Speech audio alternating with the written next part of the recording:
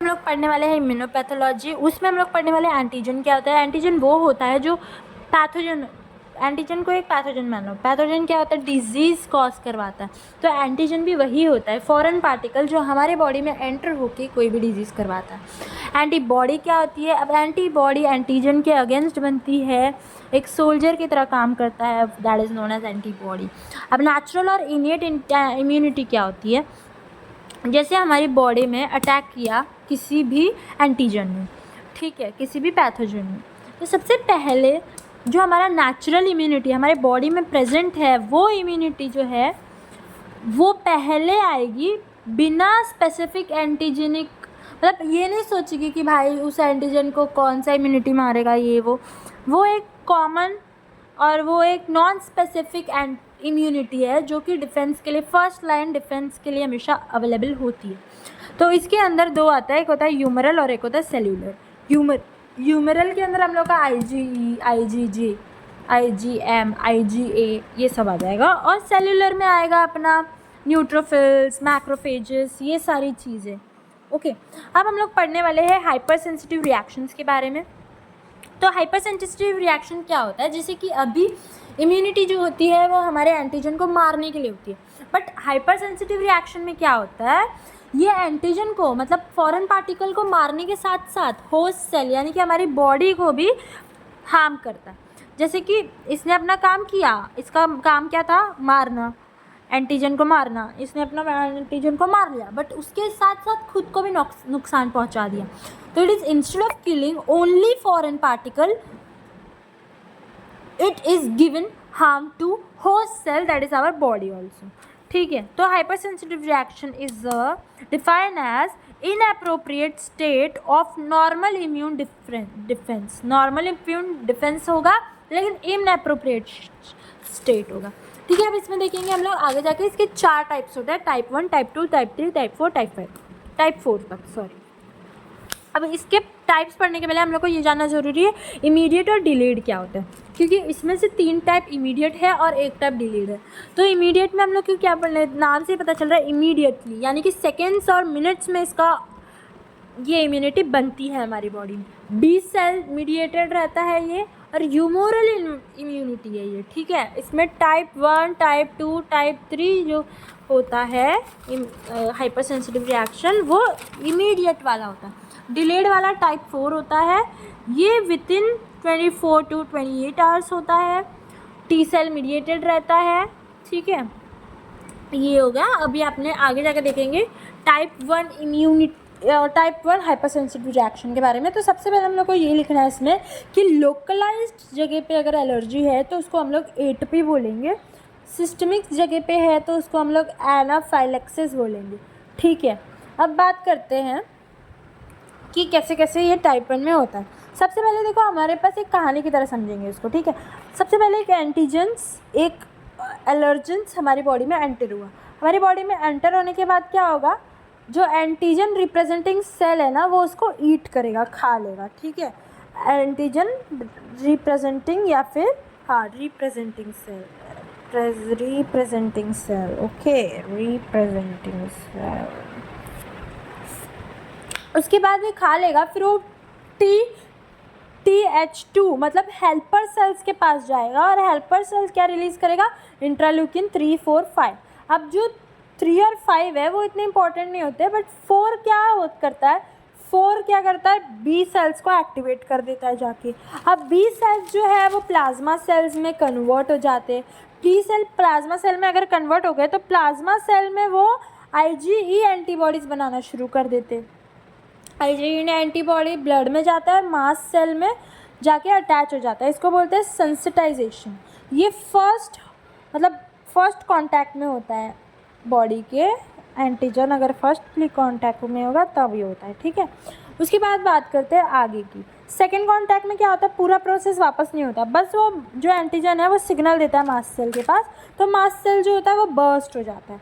Burst होने के बाद उसके अंदर का ग्रैन्यूल्स बाहर आ जाता है, तो डीग्रैनुलेशन हो जाता है। डीग्रैनुलेशन होने के बाद हम लोग को ये देखना होता है कि ग्रैन्यूल्स में क्या क्या प्रेजेंट होते हैं। उसमें सेरोटोनिन, हिस्टामिन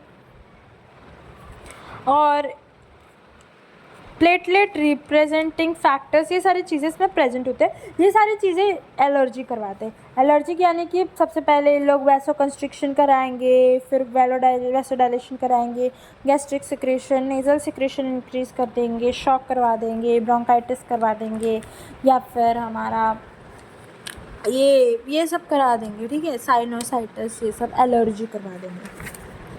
तो हम लोगों ने क्या समझा, सबसे पहले हम लोग पढ़ेंगे कि हम लोग ने क्या समझा। हम लोग ने यही समझा कि जो हमारा टाइप 1 होता है उसमें हम लोग ने यही देखा कि टाइप 1 में क्या होता है, सबसे पहले एलर्जन आता है। कहानी की तरह समझते हैं, एलर्जन आ गया, उसको एंटीजन रिप्रेजेंटिंग सेल ने इनगल्फ कर लिया, वो जाता है TH2 हेल्पर सेल के पास जाता है, ठीक है। वो 3 चीज़ रिलीज़ करता है, इंटरल्यूकिन 3, 4, 5। अब 4 जो है वो क्या करता है, बी सेल्स को एक्टिवेट करता है, बी लिम्फोसाइट सेल्स को एक्टिवेट करता है। बी सेल्स जो है वो प्लाज्मा सेल में कन्वर्ट हो जाते हैं। प्लाज्मा सेल्स क्या बनाता है, फिर IgE बनाता है, और IgE जो है वो मास्ट सेल को जाके अटैच हो जाते हैं, बाइंड हो जाते हैं। तो ये जब अटैच होते हैं तो उसको बोलते हैं सेंसिटाइजेशन। उसके बाद सेकेंड बार जब होस्ट के कांटेक्ट में आती है चीज़ें, तो मास्ट सेल जो है वो बर्स्ट हो जाता है। मास्ट सेल क्या होता है, बर्स्ट हो जाता है। मास्ट सेल के बर्स्ट होने के बाद क्या होता है, पूरा उसके अंदर का जो ग्रैन्यूल्स है वो बाहर हो जाता है, डीग्रैनुलेशन हो जाता है। उस ग्रैन्यूल्स में क्या प्रेजेंट होता है, histamine, serotonin, platelet activating factors, और ये सब करवाती है अपनी एलर्जिक करवा देते हैं, मतलब नेज़ल सिक्रेशन बढ़ जाना, मतलब और गैस्ट्रिक सिक्रेशन बढ़ जाना, शॉक, सबसे पहले वैसोकंस्ट्रिक्शन होना, देन वैसोडाइलेशन हो जाना, ब्रोंकाइटिस हो जाना, साइनोसाइटिस हो जाना, ठीक है। अब हम लोग पढ़ने वाले हैं टाइप 2। टाइप 2 में क्या होता है, एंटीजन जो है वो प्रेजेंट होता है हमारे टारगेटेड सेल पे, ठीक है। पहले वो बी सेल्स के पास जाता है, फिर वो प्लाज्मा सेल्स के पास जाता है, फिर प्लाज्मा सेल में से एंटीबॉडी बनता है IgG और IgM। अब ये जो एंटीजन है, वो जो ऊपर एंटीजन था उसके साथ एंटीबॉडी बना देता है, मिलके एंटीजन एंटीबॉडी रिएक्शन हो जाता है, जिसकी वजह से C3b कॉम्प्लीमेंट होता है और फैगोसाइटोसिस होता है उसका एंड रिजल्ट। एंटीजन आया, एंटीजन प्रेजेंट है, ऑलरेडी प्रेजेंट है। एंटीजन कहाँ पे प्रेजेंट है, टारगेटेड सेल पे, ठीक है। अब टारगेटेड सेल बी सेल पे जाएगा, एक्टिवेट होगा, बी सेल एक्टिवेट होगा तो वो प्लाज्मा सेल में कन्वर्ट होगा। प्लाज्मा सेल एंटीबॉडी बनाता है, IgG और IgM, ह्यूमरल एंटीबॉडी उसने बना दिया। अब ये दोनों एंटीबॉडी एंटीजन के साथ रिएक्शन करेंगे तो एंटीजन एंटीबॉडी कॉम्प्लेक्स बनाएंगे। उसके बाद C3b कॉम्प्लीमेंट होगा और फैगोसाइटोसिस हो जाएगा, ओके। अब बात करते हैं टाइप 3 की। तो टाइप 3 में क्या होता है, एक सॉल्यूबल एंटीजन होता है, वो बी सेल्स बनाता है। बी सेल जो है वो प्लाज्मा सेल बनाता है, IgG और IgM, फिर AB-AG कॉम्प्लेक्स बनता है, फिर उससे कॉम्प्लीमेंट होता है C3, C5, C9। उसके बाद इसका एंड रिजल्ट फैगोसाइटोसिस नहीं, इसका एंड रिजल्ट बस इन्फ्लामेशन होता है, ठीक है। सॉल्यूबल आ गया, फिर वो बी सेल्स बना दिया, फिर प्लाज्मा सेल में आ गया IgG IgM, उसके बाद एंटीजन एंटीबॉडी रिएक्शन हो गया। इसमें कॉम्प्लीमेंट बस C5 to C9 मैक होता है और इन्फ्लेमेशन हो जाता है। अब टाइप 4 डिलेड की बात करते हैं। डिलेड में हम लोग क्या देखेंगे, एंटीजन जो है वो एंटीजन रिप्रेजेंटिंग सेल के पास जाएगा, वो TH1 हेल्पर सेल के पास जाएगा, हाँ TH1 हेल्पर सेल के पास जाएगा, फिर इंटरफेरॉन गामा, इंटरल्यूकिन 1 और 2 और इंटरफेरॉन इंटरफेरॉन अल्फ़ा। तो अल्फ़ा वाला फिब्रोब्लास्ट बनाता है, इंटरल्यूकिन वाला T लिम्फोसाइट्स बनाता है।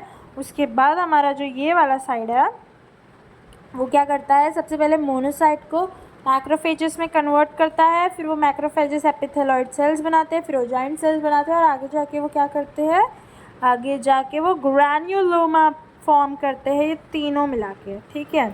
तो ये था हमारा हाइपर सेंसिटिव रिएक्शन